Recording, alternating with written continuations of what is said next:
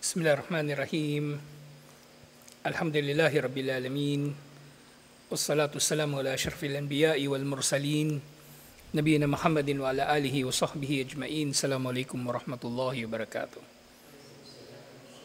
So ngayon inshallah, yung pagtalakay doon sa Babu Maja'a fil Kuhani wa Nahwihim. Ang kabanata tungkol sa mga manghuhula at iba pang tulad nila. Kasi nga natalakay na natin yung mga manghuhula, kabilang sila doon sa tinutukoy na mga sahir, mga salamangkero o may karunungang itim. At ang panghula ay kabilang talaga sa karunungang itim. So ngayon unang tanong, ma munasabatu hadal bab li kitabit tauhid. Anong kinalaman daw ng kabanata na ito sa kitabut tauhid? Bakit napapaloob sa kitabut tauhid ang tungkol sa mga manghuhula? At actually yung kuhan, general term yun eh. At marami pang iba't ibang uri ng manghuhula. Depende sa uri ng kanilang panghuhula. So meron nanghuhula sa pamagitan ng yung astrology, yung mga horoscope. Meron nanghuhula sa pamagitan ng pagtingin sa laman loob ng mga patay na hayop, kinatay na hayop. Ano naman yun eh, uso yun sa Europe, yung tinatawag nilang necromancy. Tapos meron pang panghuhula, syempre sa pamagitan ng mga baraha, panghuhula sa pamagitan ng pagtingin dun sa bolang kristal, at iba't iba pang uri ng panghuhula na madadaanan natin inshallah. So nga, itong bagay na ito, napapaloob sa kitabut tauhid kasi hiya annal kihana la takhlu min asyirki al munafi lit tauhid. Napapaloob ito sa kitabut tauhid dahil ang panghuhula ay naglalaman ng shirk. At hindi mangyayari ang panghuhula liban na lang na ito ay merong nilalaman na shirk at ito nga ay taliwas sa kaisahan ni Allah. Na kung balikan nga natin, tinalakay natin, di ba yung mga manghuhula, yung totoong mga manghuhula, na may karunungang itim, kasi merong peking manghuhula, di ba? Yung mga nanguhula talaga. Pero merong manghuhula na meron silang ugnayan ng mga engkanto. May ugnayan siya sa mga demonyo at itong mga demonyo na ito ang nagdadala sa kanya ng impormasyon. At ang manghuhula, nag-aangkin siya ng ilmul ghaib, kaalaman sa mga nalilingid. At hindi lang ito tungkol sa mga mangyayari sa hinaharap. Maaring bahagi ng panghuhula yung paghahanap ng mga bagay na nawawala. May nawawala ka, tatanungin mo yung manghuhula, tutulungan ka raw niya, kuno. O kaya, iba pang mga bagay na gusto mong malaman. So, ang shirk ay nagagawa ng manghuhula na mayroong ugnayan sa demonyo. Kasi dudulutin siya ng demonyo na sumamba sa demonyo. O kahit wala siyang ugnayan sa demonyo, ito ay nagiging shirk pa rin kasi ang manghuhula nag-aangkin ng kaalaman tungkol sa nalilingid. At ang pag-aangkin ng kaalaman tungkol sa nalilingid ay ginagawa mong karibal ni Allah ang iyong sarili sa kaalaman sa mga nalilingid. Kasi ang mga nalilingid walang nakakaalam nito, si Allah lang. Tapos sasabihin mo, meron ka rin kaalaman sa nalilingid, ibig sabihin, ginawa mo ang sarili mo na katambal ni Allah. Kung halimbawa ikaw yung manghuhula. O kung ikaw naman yung pupunta sa manghuhula, di naniwala ka rin sa iba na meron silang kaalaman sa nalilingid, liban pa kay Allah. Di nag-shirk ka rin. So parehong nag-shirk. Yung manghuhula at yung lumalapit, pumupunta sa manghuhula. Kaya nga yung hadith, sino man ang pumunta sa manghuhula at naniwala siya doon sa manghuhula, siya ay nagpasinungaling sa anumang dala ni Propeta Muhammad sallallahu alaihi wasallam. Kasi may nilalaman talaga ito na shirk. May nilalaman ito na shirk. So yung karagdagan na pagtalakay dito, kayfa dakalatil kihana fi shirk. Paano napapaloob ang panghuhula sa shirk? So sinasabi ng mga scholar, dakalat fihi min wajhain. Meron dalawang usapin na dahil dito ay nagiging shirk ang panguhula.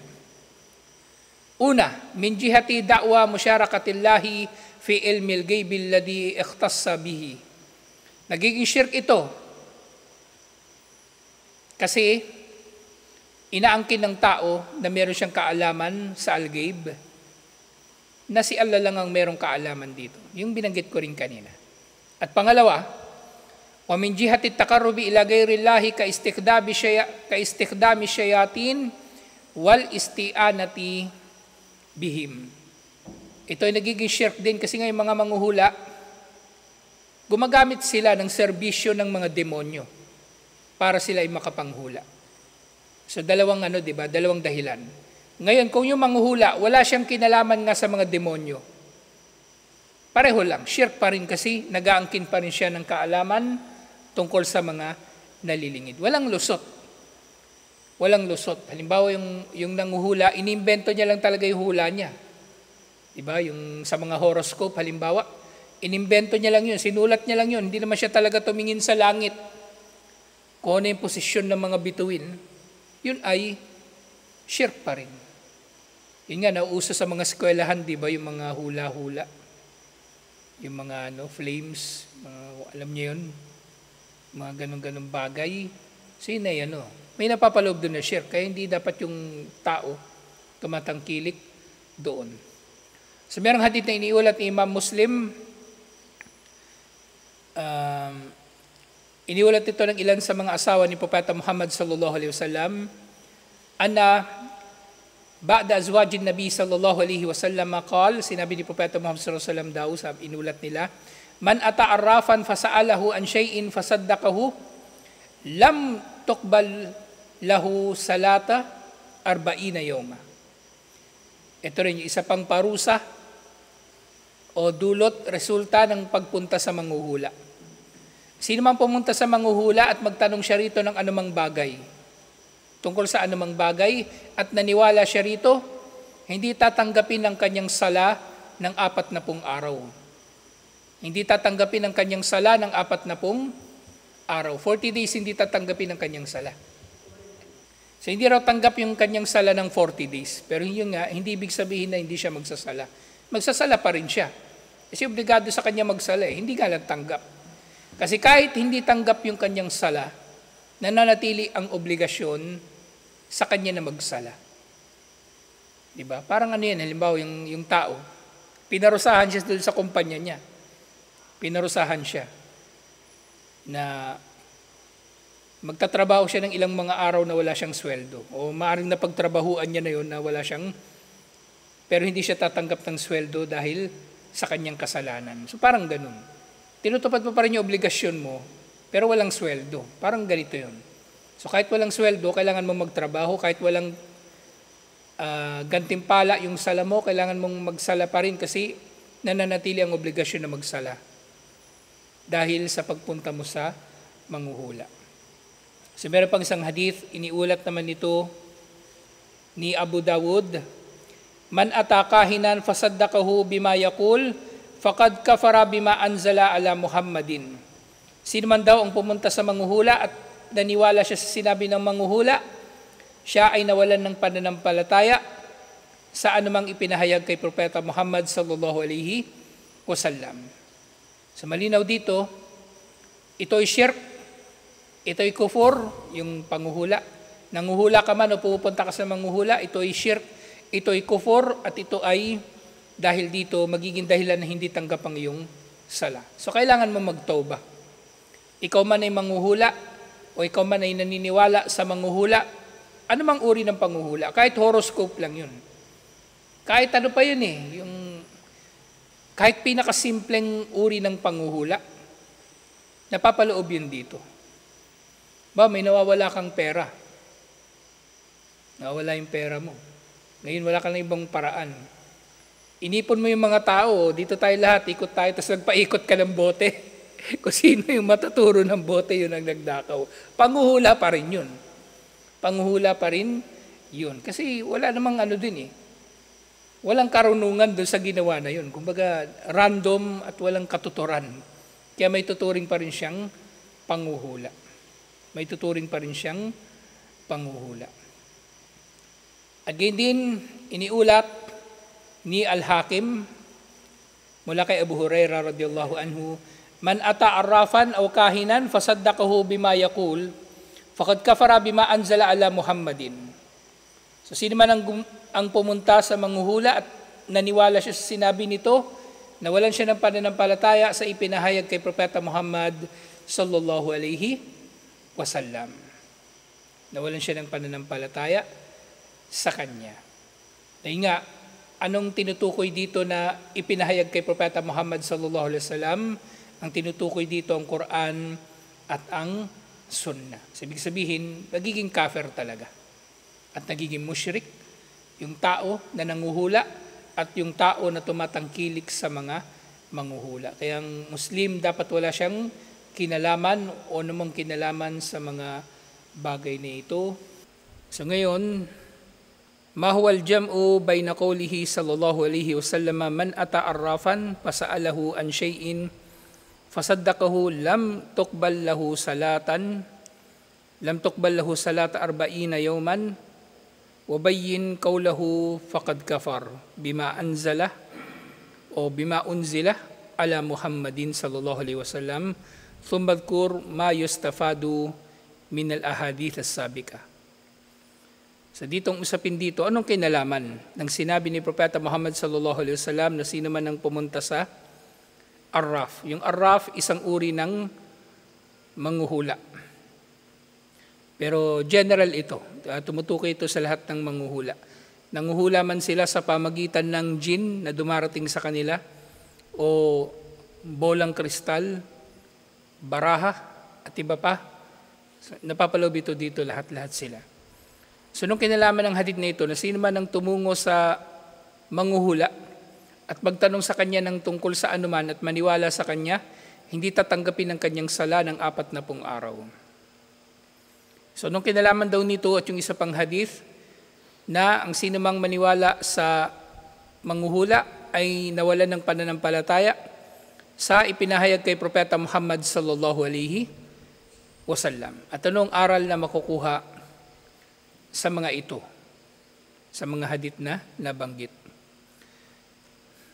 Sa sinasabi, al-jam'u bainahuma annal wa'id ala adami kubulis salati mahmulun ala mujarradi maji'al arraf wa su'aluhu. Yung tao daw na hindi matatanggap ang kanyang sala ng 40 araw ay doon sa magtatanong, pupunta sa manghuhula at magtatanong sa kanya. Kahit hindi niya ito paniwalaan. 40 days na hindi tanggap ang kanyang sala. Pero kapag ito ay pinaniwalaan, kasi di ba dalawa yung hadith, kapag ito ay kanyang pinaniwalaan, maaring kasama ngayon 40 days hindi tanggap ang kanyang sala, at nagiging kafir na rin siya. Nagiging kafir na rin siya. Dahil nga, lianna fi ba'di riwayatis sahih, lam yudhkar fiha lafdun fasaddaqahu. At ganyan din, meron pang iba pang mga hadith na hindi nababanggit ang mga salitang maniniwala siya dun sa manghuhula. Yung mujarrad, ibig sabihin ng mujarrad, basta pumunta siya dun sa manghuhula at nagtanong siya doon sa manghuhula, maniniwala man siya o hindi. So yun na yun, hindi tanggap ang kanyang sala at maaring nawawalan na siya ng pananampalataya. Kaya, halimbawa yung tao, magbabasa siya ng horoscope, susubukan niya, totoo kaya to? Susubukan niya. Okay, pupunta siya doon sa manghuhula, titingnan yung kanyang palad, totoo kaya sasabihin ng manghuhula? Yun ay bawal na. Yun pa lang ay bawal na. Hindi kondisyon na maniniwala ka roon para magkasala ka o para makagawa ka ng shirk o kufur, kawalang pananampalataya. Yung pagpunta pa lang sa kanila, pagtatanong sa kanila, kasi may hindi naman tinatanong, di ba? Halimbawa, horoscope, hindi mo naman tinatanong yun, binabasa mo lang yun eh. Pareho lang. Walwaidu bil kufri mahmulun ala maji'ihi wa tasdikihi. Sing kufur, may kinalaman ito doon sa pagpunta sa Kanya at paniniwala sa Kanya. So, ulitin natin . So, merong dalawang hadith. Yung pumunta sa manghuhula, nagtanong siya, hindi tanggap ang kanyang sala 40 days. Pero, kung maniniwala siya, kumbaga, titingnan natin ng kabuuan yung mga hadith. Kung maniniwala siya, yun ay magiging kufur na. Kung maniniwala siya, yun ay magiging kufur na. At sa dalawa na ito, pumunta sa manghuhula at nagtanong, maniwala man siya o hindi, ang pagpunta niya doon ay nangangahulugan automatically na mawawalan siya ng gantimpala sa kanyang sala ng 40 days. Pero kapag maniwala siya, yun ay nagiging malinaw na kufur. Malinaw na kufur. So, yung mga aral na makukuha dito, una, kufrul kahini wal arrafi wa nahwihima li'annahum yaddauna ilmal ghaibi alladhi ista'thara Allahu bi ilmihi. Kafir ang mga manghuhula. Kahin man ito o arraf. Yun nga yung kahin, ang special nga doon sa kahin, meron siyang partner na demonyo. Yung arraf naman, meron siyang mga paraan na nalalaman niya ang mga nalilingid. So sila ay kafir dahil sila ay nag-aangkin ng kaalaman tungkol sa al-ghaib na tanging si Allah lamang ang merong kaalaman dito. So ibig sabihin, ginagawa nilang katambal ang kanilang mga sarili. Katambal ni Allah sa ilmul ghaib. Pangalawa, tahrimu ityanil kuhan wa nahwihim wa su'aluhum wa tasdikuhum wal wa'idi syadidi ala dhalik. Ipinagbabawal ang pagpunta sa mga manghuhula at pagtatanong sa kanila at paniniwala sa kanila at nababanggit sa mga hadith ang matinding babala laban sa mga ito. Pangatlo, kufru man ya'tihim wa yusaddikuhum. Nawawala ng pananampalataya ang pupunta sa kanila at maniniwala sa kanila. Pero yun nga, yung pupunta lang sa kanila at magtatanong, so hindi tanggap ang sala niya ng 40 days. Hindi tanggap ang kanyang sala ng 40 days. At yun nga, pang-apat, annahu la yajtami tasdikul kahin ma'al imani bil Quran. Hindi maaari magkasama ang paniniwala ng tao sa Quran at paniniwala niya sa manghuhula. So ikaw ay naniniwala sa manghuhula, ibig sabihin tinalikuran mo ang Quran, hindi mo pinaniwalaan ang Quran. At kung ikaw ay naniniwala sa Quran, hindi ka dapat naniniwala sa manghuhula. Hindi maaring magsasama ang kufur at iman sa isang puso. Hindi maaring magsasama ang Quran at ang paniniwala sa manghuhula sa isang puso. So meron pang isang hadith, iniulat ni Imran bin Hussein radhiyallahu anhu, laysa minna man tatayyara aw tatayyara lahu aw tukhan aw tukahhana lahu aw tukahhana lahu aw sahara aw sahara lahu. Wa man ata kahinan fasaddaqahu bima yaqul kafara bima unzila ala Muhammadin sallallahu alaihi wasallam. Iniulat ito ni Al-Barras. Sabi ni Imran bin Hussein na sinabi ni Propeta Muhammad sallallahu alaihi wasallam, hindi kabilang sa atin, hindi kabilang sa mga mananampalataya, hindi kabilang sa mga Muslim ang naniniwala sa mga pamahiin o kaya pangitain. Kasi yung tatayor dito, ang direktang translation niya mga pangitain. Pero maaring mapapaloob na rin dito yung mga pamahiin na pinaniniwalaan mo na magdudulot sa iyo ng malas o swerte. So yung tiyara, kaya dito nababanggit, siya mismo yung gumagawa ng tiyara, siya mismo yung nag-i-interpret ng mga nangyayari. So siya ay, kumbaga, hindi kabilang sa mga mananampalataya. Ibig sabihin dito, hindi naman siya kafir talaga na murtad automatically. Kasi ang paniniwala sa tiyara, syirkun asgar. Pero ito ay magiging kapintasan sa kanyang pananampalataya. Parang yung hadith, di ba? La yu'minu ahadukum hatta yuhibba li akhihi ma yuhibbu li nafsihi. Hindi nananampalataya ang sino man sa inyo hanggang mahalin niya para sa kanyang kapatid ang minamahal niya para sa kanyang sarili. Hindi kufur ang tinutukoy doon. Ang tinutukoy doon yung kamalul iman, pagiging kumpleto ng pananampalataya. So hindi kumpleto ang pananampalataya ng naniniwala sa mga pamahiin, mga pangitain, o kaya sa kanya ginagawa yung mga pamahiin. Isinabit sa kanya yung pampaswerte. Tinanggap naman niya at pinaniwalaan pa niya. May nagbigay sa iyo, ito, tasbih, sabit mo sa motor mo para hindi ka madisgrasya. Yun. Parehong kahulugan. Sa parehong kahulugan. At nga, sino mang pumunta sa manghuhula at maniwala rito, siya ay nawalan ng pananampalataya sa ipinahayag kay Propeta Muhammad sallallahu alaihi wasallam. Sumunod na usapin, waddeh ma'anil kalimatil madkura fil hadith. So linawin daw yung mga nababanggit dun sa hadith kanina. So nga, qauluhu sallallahu alaihi wasallam, laysa minna wa'idun syadidun yadullu ala anna hadihil umur minal kabair.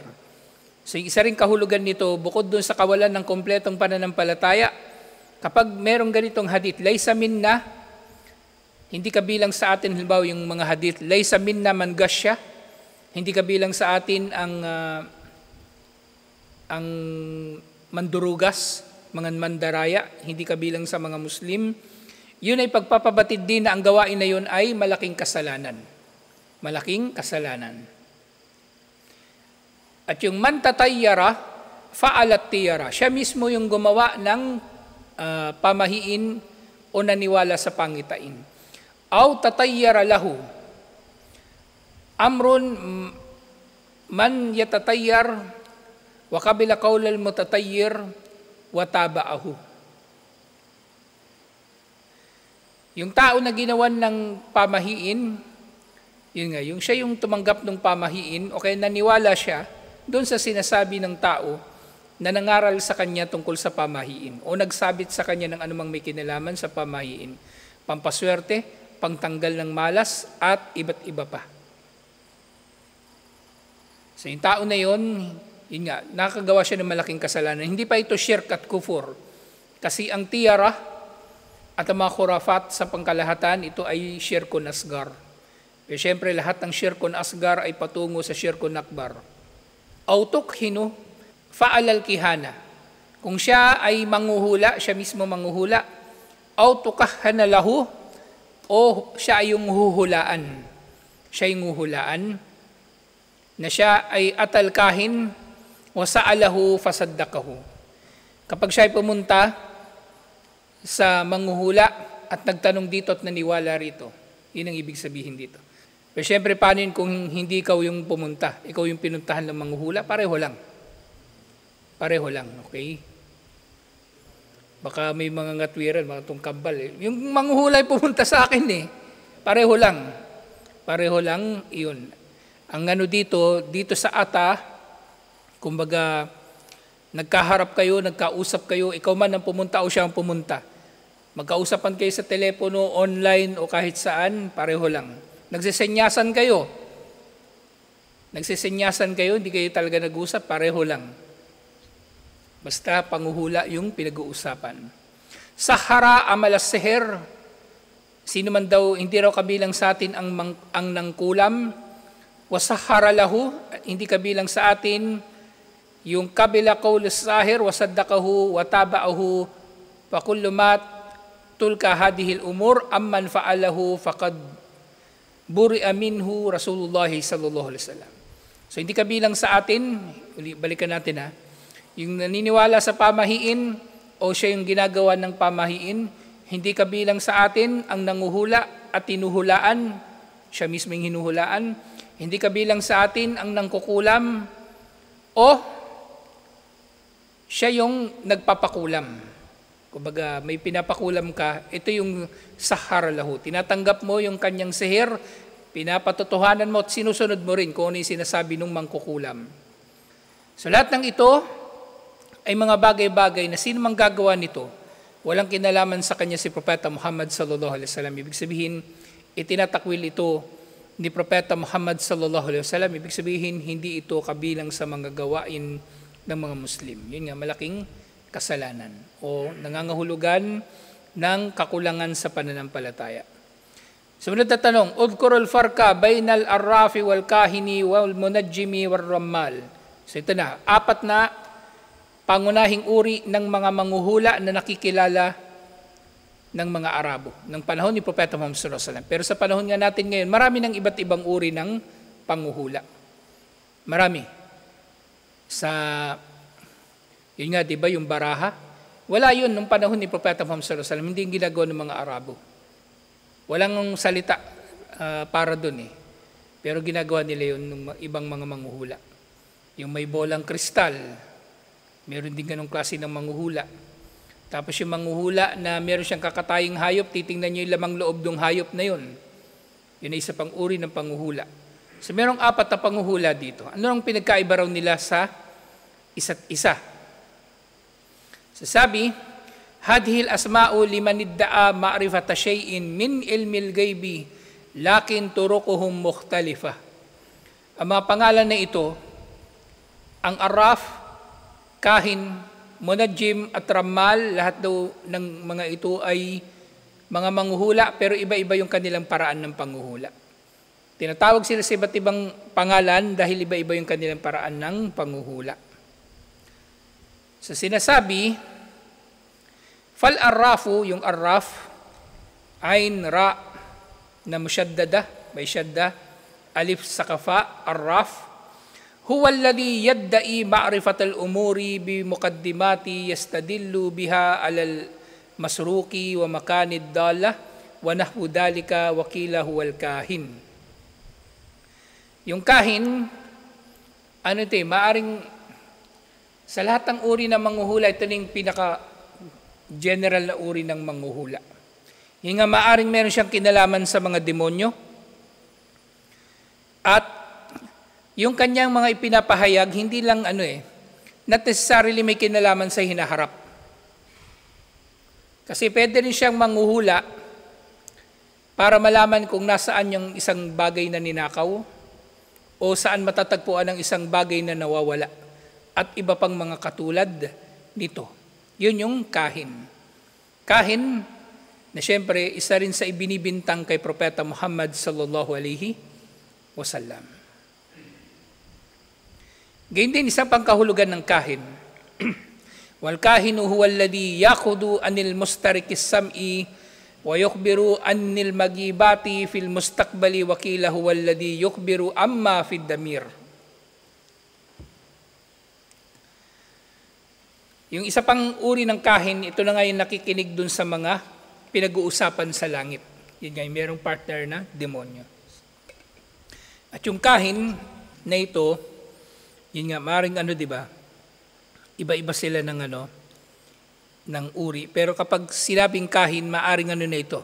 General, lahat sila napapaloob sa pagiging kahin. Lahat sila napapaloob sa pagiging kahin. So dito, yung kahin din dito, doon sa hadith, di ba? Hindi kabilang sa atin ng mga nanguhula. So yung tinutukoy dito na kahin yung pangkalahatan na kahulugan ng panguhula. Sumunod, yung arraf. Yung sumunod, yung munajjim. So yung arraf, so kaya daw niyang mahanap yung mga bagay na nawawala o mga bagay na ninakaw. Yung kahin, nalalaman niya yung mga mangyayari sa hinaharap. Kahin, kaf, alif, ha, at saka nun. Tapos yung munajjim naman, munajjim, mim, nun, jim na musyaddada at mim. Huwa alladhi yastadillu bil ahwalil falakiyya alal hawadithil ardiyya. Siya daw yung tao na kumukonsulta siya doon sa mga posisyon ng mga heavenly bodies para malaman kung ano ang mga mangyayari sa lupa. Para malaman ang mga mangyayari sa lupa. Kasi ito yung yung astrologer, kumbaga sa English. Yung arraf, wala siyang kumbaga pang tapat, kumbaga sa kung direct translation wala eh. Pero yung munajjim, ito yung astrologer, yung gumagawa ng mga horoscope at iba pang mga hula. Yung feng shui, may kinalaman din doon yung astrology. Yung feng shui ng mga Chinese, may kinalaman din doon yung astrology. Yung panghuling binanggit na isa pang uri ng manghuhula, yung rammal. Yung rammal, ra, mim na musyaddada, alif at lam. Rammal. Huwa alladhi yadda'i ma'rifat al-magibati bitarikid darbi bilhasa wal khattu fir ramal. Yung rammal daw, ito yung nag-aangkin ng kaalaman sa mga nalilingid sa pamagitan ng paghagis ng mga bato. Pag sinabing hasa, maliit na bato, ganun.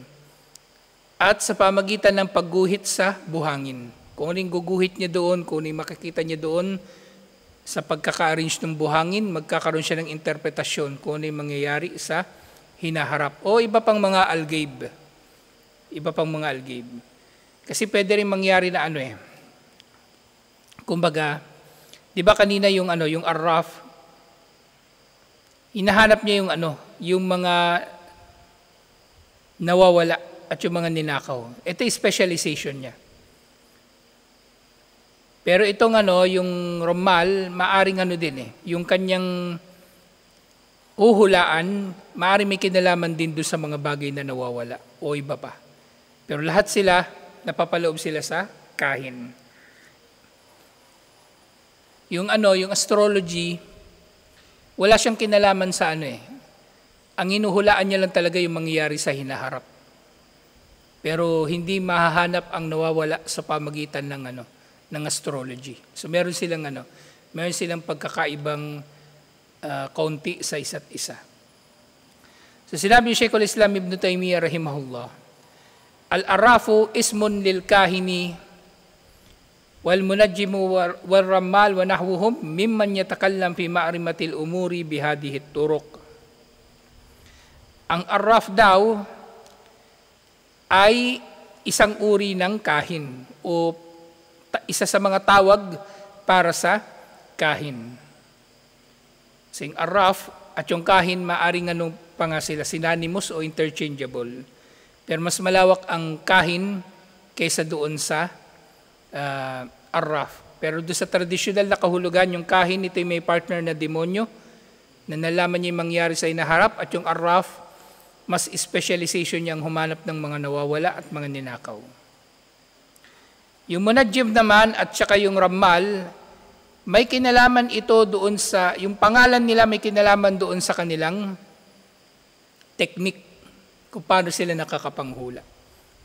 Yung arraf at yung kahin, ito pa isang distinction nila. Yung arraf at yung kahin, may kinalaman sa kung ano ang hinuhulaan nila. At yung munajjim at yung rammal, may kinalaman sa kung ano yung paraan nila. Intindihan nyo? Ang arraf at ang kahin may kinalaman sa kung ano yung kaya nilang hulaan. At yung munajjim at yung rammal may kinalaman sa kung ano yung paraan nila ng panghuhula. Sinabi ni Ibn Abbas radiyallahu anhuma, fi qawmin yaktubuna abajad wa yanduruna fin nujum. So meron daw mga tao na nagsusulat ng abajad. Yung abajad na ito, maring ito yung kumbaga mga simbolo. Kasi yung Arabic alphabet, dalawa. Yung tinutukoy na huruful hijaiyya at huruful abjadiyya. So tinitingnan nila daw yung mga ito, yaktubuna abajad wa yanduruna fin nujum. Nagsusulat sila ng mga simbolo at tinitingnan nila ang mga bituin. Ma'ara min fi'li dhalika lahu indallahi min khalaqa. Na walang sino man daw ang gumagawa nito na mayroong bahagi kay Allah. Ibig sabihin walang kinalaman si Allah sa kanilang mga ginagawa. So itong sinabi na ito ni Ibn Abbas ay iniulat ni Imam at-Tabarani. Sumunod, mal maksudu bi ta'allumi abajad wa ma hukmu ta'limihi wa ma huwa al-khalaq wa ma ma'na qawlu Ibn Abbas hada.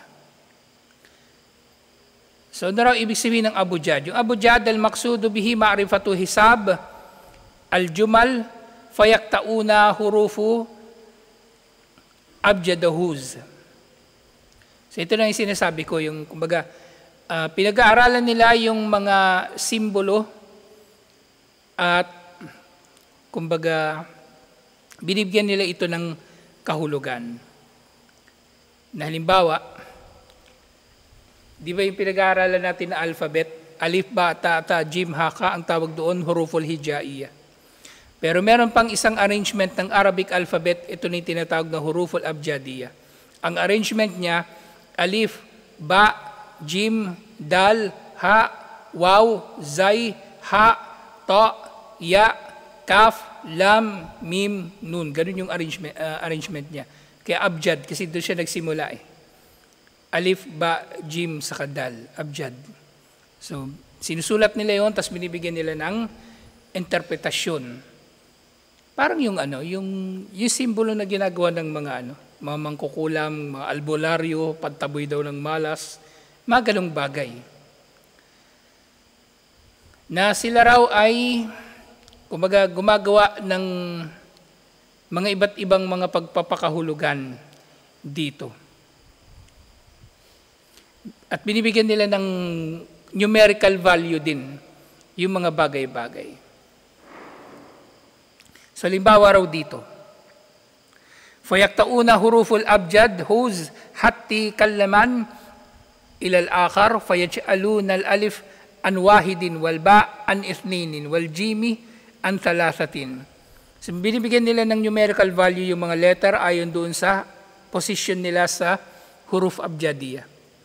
Yung alif, 1. Yung ba, 2. Yung jim, 3. Yung dal, 4.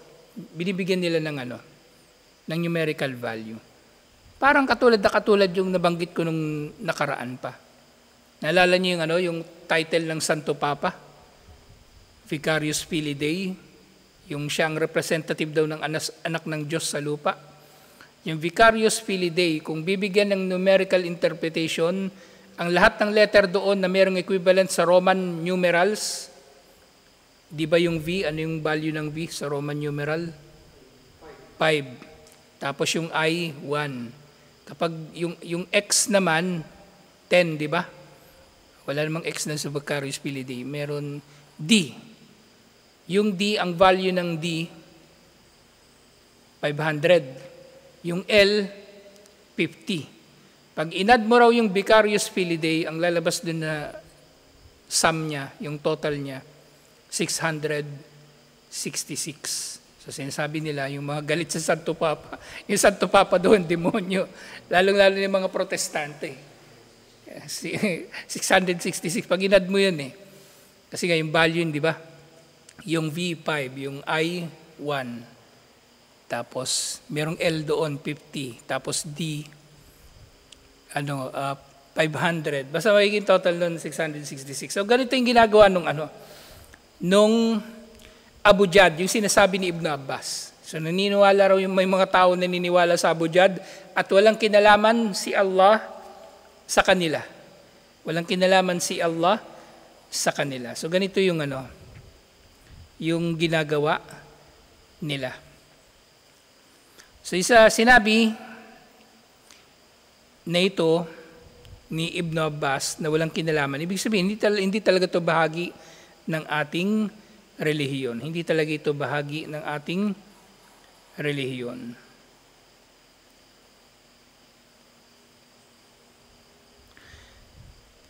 Wa ta'allumiha ala naw'ini haramun wa jaiz. Fal haramun liman yadda'i bi ta'allumiha ma'rifatu ilmil ghaib wal jaiz liman yata'allamuha al-hija wa hisab al-jamal. So dito, yung hukom daw doon sa pag-aaral ng abjad, so dalawa. So pinagbabawal at pinahintulutan. Pinahintulutan daw ito O kumbaga, pinagbabawal. Pinagbabawal ito para sa sino man na ginagamit nila ito para manghula. Pero kung gagamitin lang nila ito para, kumbaga, sa spelling, kasi minsan ganun mo makakabisado yung mga letters eh. Yung alif, unang letter, yung ba, pangalawang letter, yung jim, pangatlong letter, sa abjadiya, yun pinahintulutan yun. Yun ay pinahintulutan, inshallah. Pero liban pa ron, wala na, lahat ng yun ay ipinagbabawal. Kasi nga, sinabi, yung khalaq, ang ibig sabihin nito nasib o parte o bahagi kay Allah. Wala silang makukuhang parte o bahagi kay Allah. Wala silang gantimpala makukuha rito. Puro parusa. At panghuli, sinabi ni Ibn Abbas radiyallahu anhu, ma'a'lamu aw ma'adunnu anna man yaktubu hadihil huruf wa yata'allamuha wa yanduru fin nujumi wa ya'taqid anna laha ta'thiran fil kauni ma'adunnu anna lahu indallahi nasiban fil akhirah.